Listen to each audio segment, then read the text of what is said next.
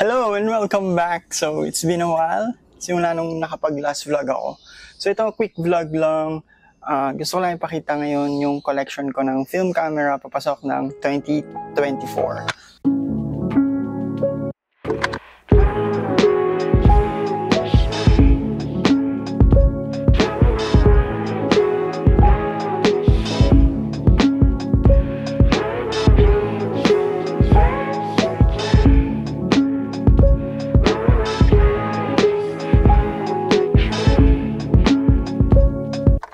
So, last year, nag-start akong mag-collect and syempre gamitin. Sinusulat ko sila sa blog ko sa kingderamos.com. So, if may nagustuhan kayong camera and gusto nyo pang malaman tungkol sa kanila, pwede kayong pumunta doon. So, yun. So, last 2023, medyo nakarami tayo. Pero mura ko lang sila nabili. Naghanap ako ng mga bargain na film cameras na working syempre para ma-test ko and ma-experience ko paano gamitin. So yun, so ngayong papasok ng 2024, nakapag-collect ako ng 1, 2, 3, 4, 5, 6, 7, 8, 9, 10, 11, 12, 13 film cameras. So meron nga ako ngayon 13 film cameras. Yung iba nabenta ko na before para bumili ng iba pa, although sobrang very minimal lang yun. Siguro di ko alam kung madadagdagan pa to or baka lens na lang. If makikita nyo, meron ditong isang brand na yun yung karamihan. Kasi yun talaga yung favorite brand ko ng camera since dati. So yun, without further ado, let's start. So siguro simulan ko muna sa maliit, papalaki. So lahat to na-test ko na except lang sa dalawa atang camera. Hindi ko pa na-test. Hindi ko pa na-shoot with the film. So yun. So start tayo sa pinakamaliit and pinakagamit ko. Actually may film pa siya ngayon. Ito yung Pentax SPO 90MC. Yan. Sana nagfo-focus. If makikita nyo, very compact siya. And ito is electronic na siya. Meron siyang zoom. Yan. Zoom siya. And then meron siyang flash. Tapos point and shoot lang siya. Kaya siya siguro pinakagamit ko rin kasi ayun, very packable kasi siya. Tapos dala-dala ko lang kahit saan pag may mga labas-labas. And sobrang daling gamitin. Flexible na rin siya kasi yun nga may zoom siya and then may flash. And yun, point and shoot lang siya. So ito yung pinakagamit kong camera ngayon, which is the Pentax SPO 90MC. If makikita nyo, sobrang gwapo din niya. Meron siyang clamshell design na kapag yan, nasasara and then nabubuksan, yun yung on-off din niya. Maraming sikat na clamshell design na camera, yung mga Miu, mga Olympus Miu, pero kasi ito sobrang medyo mahal na kasi yun. So ito sobrang mura ko lang siya nabili. So yan, ito yung pinakagamit ko. CR2 battery yung ginagamit niya. Pentax SPO 90MC. Alright, so next naman is itong MFT Super. So itong MFT Super, point and shoot din siya. May flash din siya, pag pinap mo, magcha-charge yan and then yun na. Pero ito naman is fixed naman yung lens, 38mm 3.8. Tapos made siya talaga sobrang plastic. Pero ito, nakita ko lang ito sa baul, hindi ko siya binili. So working siya and nagamit ko na rin ito madalas. Siguro ng mga naka-4 na film na rin ako nito simula 6 years ago, ganun.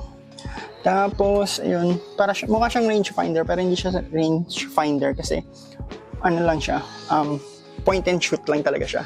So, isa lang din yung shutter speed niya. Pagkasa mo, click, and then yun na. If you need flash, hilahin mo lang, tapos meron na siyang flash. Tapos, this takes, AA battery, 2. Although, kapag wala siyang battery, gumagana pa rin siya. Since, ayun na, isa lang naman shutter speed niya. Yung battery mostly sa flash lang siya ginagamit.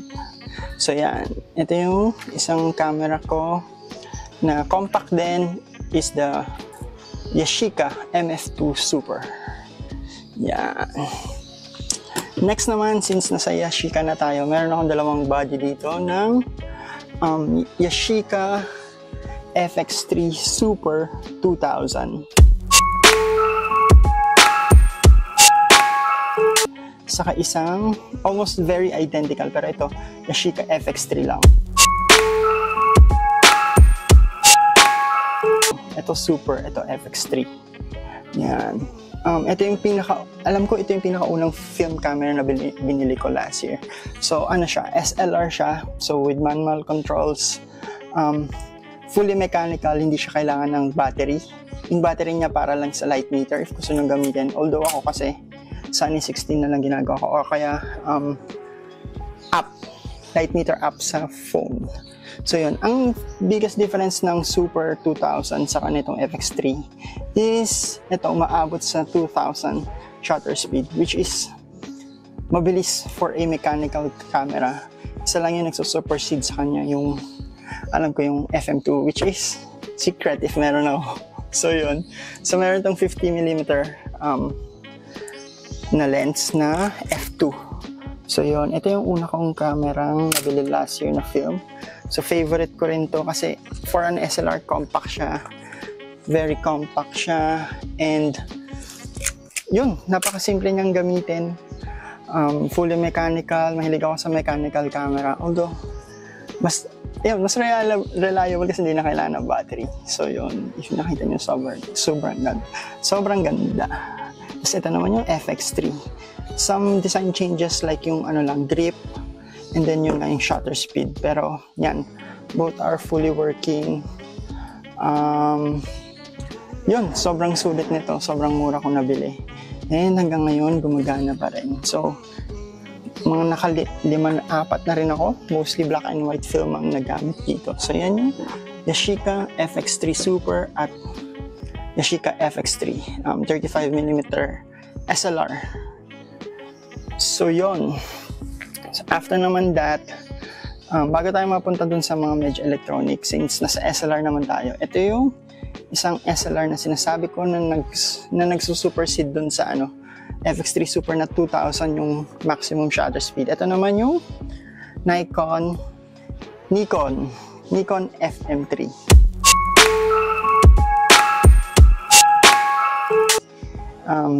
Yes, Nikon fanboy po ako. Nikon kasi yung isa sa mga una kong naging camera way before nung college. Tapos talaga nagustuhan ko talaga yung mga itsura ng cameras nila, yung from DSLR. Tapos ngayon, ito, FM2. So siya, ang maximum shutter speed niya 4,000, which is, so alam ko siya lang yung nag-iisang fully mechanical camera na nasa 4,000 yung shutter speed. Pero baka nagkakamali ako. Yun, this one is in all black. Sobrang linis din niya. Fully mechanical, hindi kailangan ng battery. Yung battery din niya for light meter lang. And yun, if makikita nyo, if alam nyo yung bagong labas ngayon ng Nikon, yung ZF na digital, na mukhang old school, ito yung pinagayahan nila ng design. FM2. Well, FM2. So yan, isa sa mga favorite camera ko. Ito naman, mas malaki siya kesa sa FX3 Super, and if hawakan nyo, makikita nyo na iba talaga yung build quality ng mga Nikon F cameras na SLR. So yun, so ito yung Nikon FM2. Then isa ko pang Nikon is yung a model before the FM2, isa sa mga OG, Nikon FM.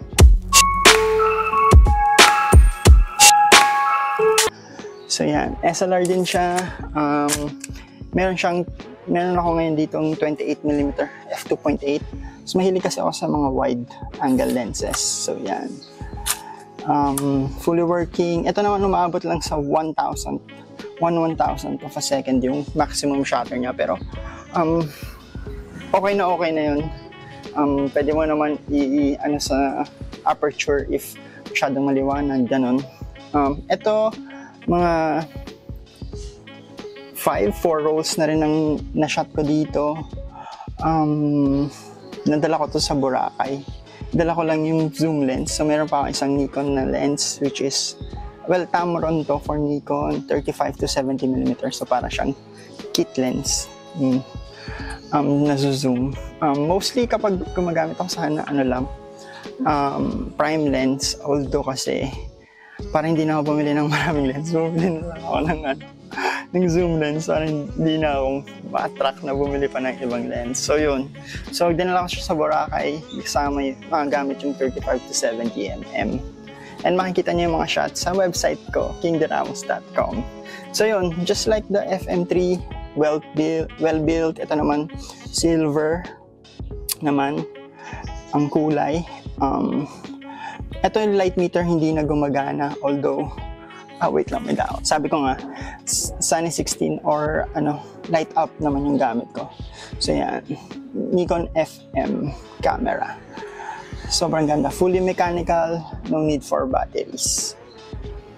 Talagang maaasahan sila. So yun. So yun ang mga mechanical cameras ko. Tapos yung mga model kasi yung itong FM, FM2, mga well sought after siya eh. So, medyo may dadaan. Aeroplano. So, yun, like I said, yung mga FM, FM2, medyo pricey siya. Lalo na mas mahirap makahanap yung mga sulit. Pero bago pa lang mapunta doon, meron pa akong isang rangefinder. Dalawang rangefinder. So, ito yung very compact mini, fully mechanical na rin, kahit ang liit-liit niya, na Ricoh 500G. Ito naman rangefinder. Hindi katulad ng SLR, yung SLR nasa gitna yung viewfinder. Ito naman nasa gilid, tapos hindi siya through the lens. So yung nakikita ng lens mo, hindi yun yung nakikita mo sa viewfinder. Pero may parang line lang siya para malaman mo. Very compact nito, sobrang liit. Makikita nyo, fully mechanical din. May issue lang to, hindi ko maselect yung 500 na shutter. Although, yun lang naman, lahat gumagana. So, nagko-compensate na lang ako sa aperture din. Ito rin, well, lahat ata favorite ko, pero isa sa mga favorite ko since sobrang liit niya, very inconspicuous. Basta yun, yung hindi ka mahalata. So, pwede siyang pang street photography or everyday photography. Tapos sobrang tahimik na if maririnig. Leaf shutter kasi siya. Hindi katulad ng mga SLR na may mirror and shutter maingay. Tingnan nyo yung SLR. Yan yung tunog. Tingnan nyo naman ang tunog ng rangefinder na leaf shutter. Diba? Sobrang tahimik niya. So, hindi mahalata if nakuha mo na yung shot. Tapos maganda rin sa rangefinder since nasa side, yung isang mata mo libre. Pwede kang magtingin-tingin if may padating bago mo i-frame. So, yun. And, so ito yung Ricoh 500G na compact rangefinder ko. Na fully mechanical, battery for light meter lang din. Next naman, since nasa rangefinder na tayo, yung isa ko pang rangefinder and yung pinaka-favorite ko ulit, ito, price possession is yung Olympus 35 SP.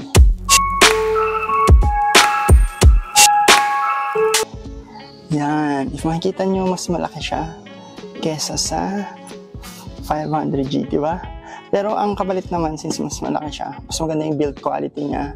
Ito, fully mechanical din, pero ang pinakamaganda dito, if lagyan mo ng battery, may light meter, saka may full auto or aperture shutter priority na siya. So, gumagana siya with or without battery. Pag may battery, may automation na. Which is, tingin ko, isa sa mga pinaka-unique. Kasi usually kapag may battery is hindi na sila fully mechanical. Ito, may battery pero fully mechanical pa rin. Tapos nagiging auto lang. Tapos, well-renowned yung lens niya, which is a G-Suico ba yun? Suico. Na 42mm f1.7. So, 1.7 na siya. So, mas madami siyang light na na pinapapasok. Tapos, sobrang ganda ng quality nung nakukuha sa lens na to. Ngayon, ginagamit siya as fully mechanical. Hindi ko pa siya nilalagyan ng battery. Leaf shutter din siya, tahimik din. If maririnig nyo. Mas maingay kaysa sa 500G. Kasi syempre mas malaki siya. Pero tahimik pa rin siya compare sa SLR. Halos kasing laki na nga siya ng SLR. Kasi nga maliit tong FX3. Pero yun, kagandahan din ulit, rangefinder is yung nasa side. Sobrang ganda. So, habang wala pa akong Leica, ito na muna yung Leica ko. So, yun.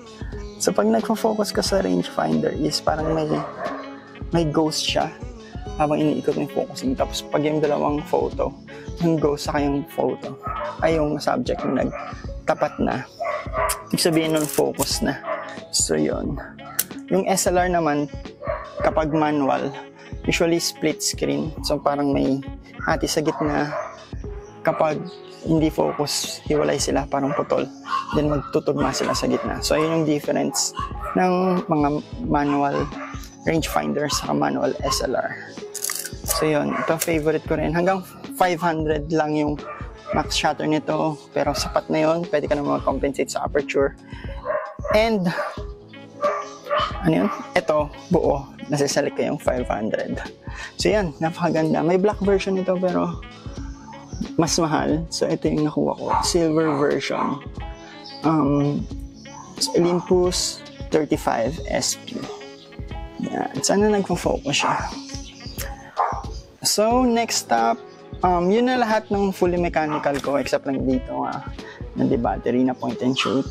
Next naman, mga electronic na sila na SLR na Nikon. So autofocus na rin sila. Lahat yung nauna except doon sa dito is manual focus.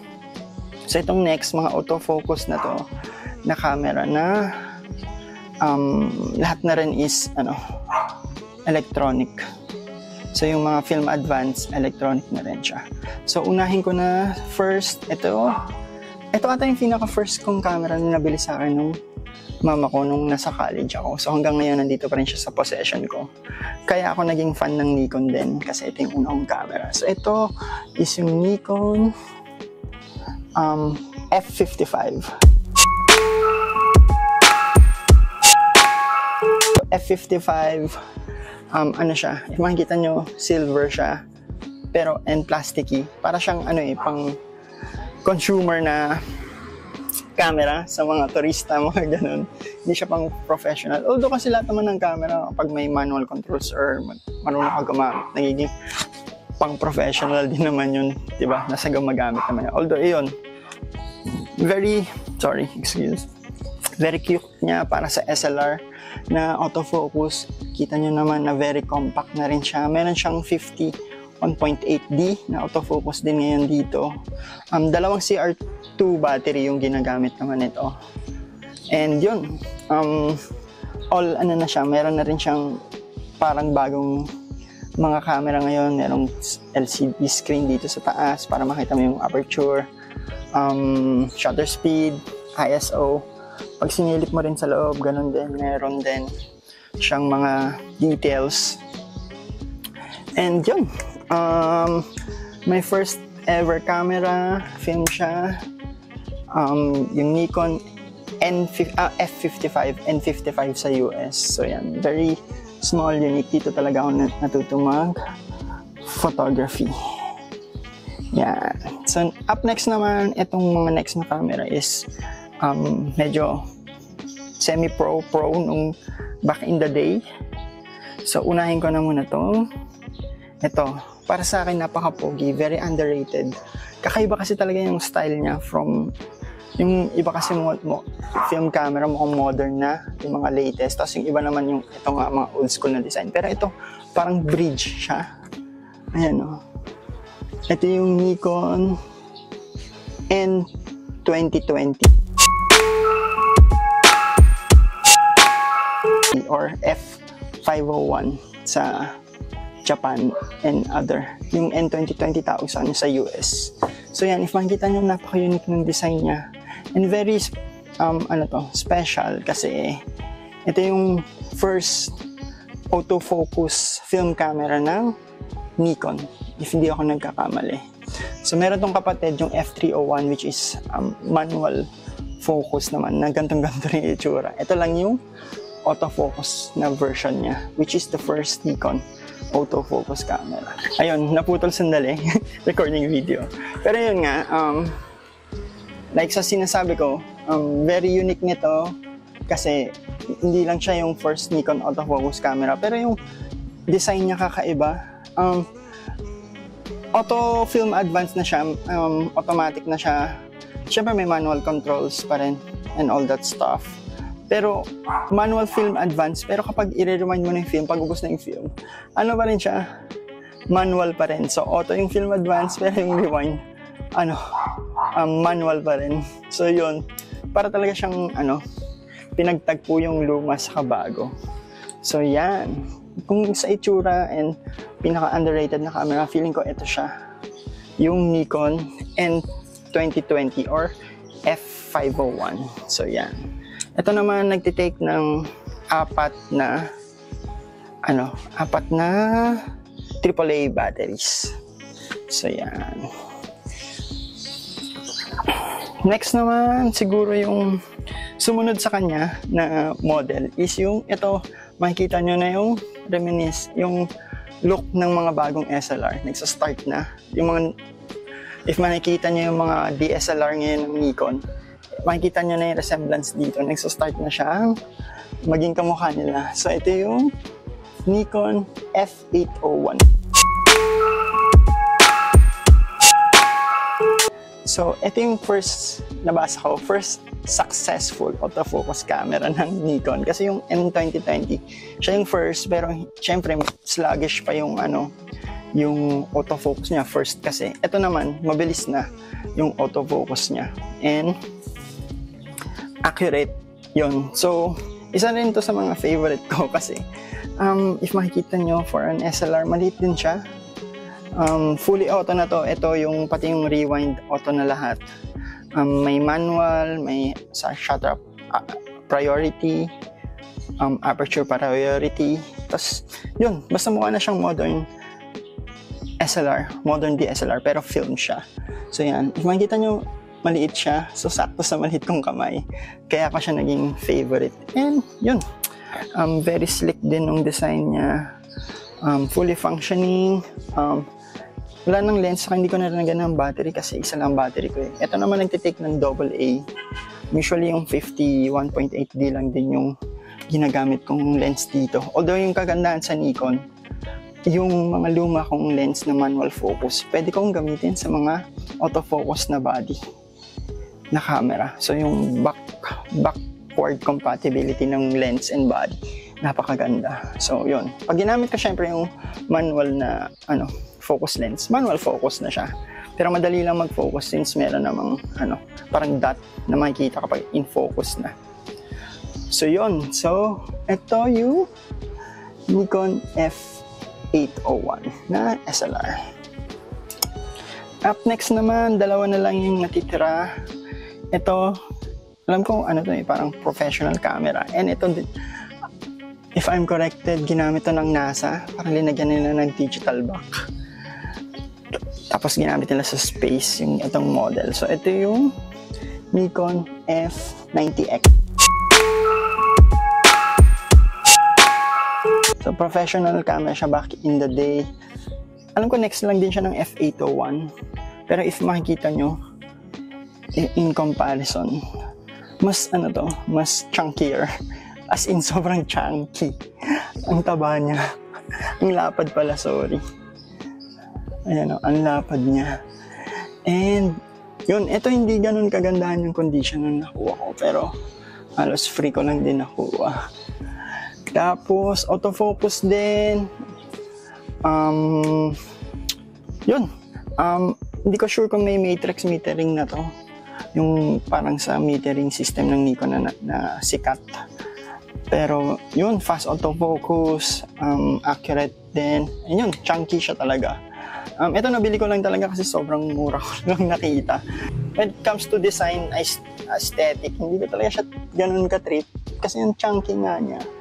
Pero yun, kinuha ko na lang din siya kasi para may Nikon collection na akong nabubuo. So yun, so ito yung Nikon F90X. So ito yung isa sa mga cameras na hindi ko pa na-shoot. Saka itong FM2, hindi ko pa siya na-shoot. So silang dalawa na lang yung hindi ko pa na-shoot dito. Tapos padaanin ko lang yung tricycle and aeroplano.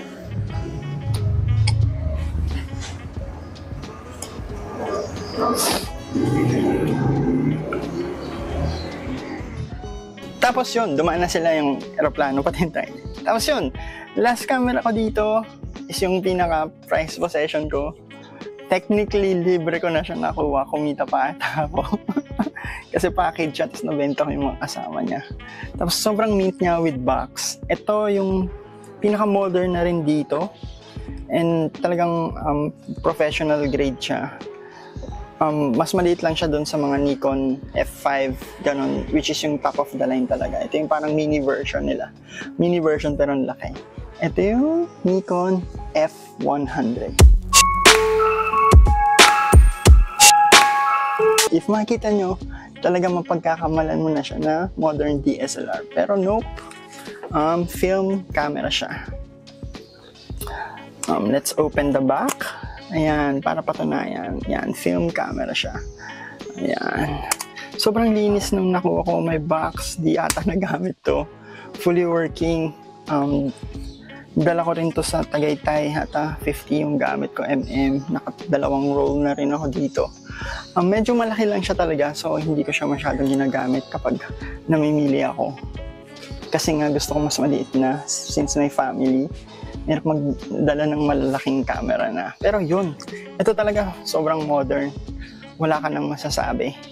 Yung technology niya, kaya nitong makipag 1v1 sa mga modern na cameras ngayon. Kasi yung autofocus niya sobrang bilis. Yung FPS niya nasa 4 ba ata? Which is fast na rin para sa film SLR. Ayaw mo naman ng sobrang bilis, kundi ubos ka agad yung 36 shots mo, diba? Tapos yung build quality niya, sobrang tibay rin. Wala nang ibang masabi dito, kundi one of the best, and sobrang swerte ko sa pagkakakuha ko na itong mint na to, na almost free. Na kumita pa ata ako. So yun, so with box to, AA batteries din siya katulad ng ibang cameras. Ito lang yung electronic ko na film SLR na AAA. So sobrang daling lang makahanap ng battery.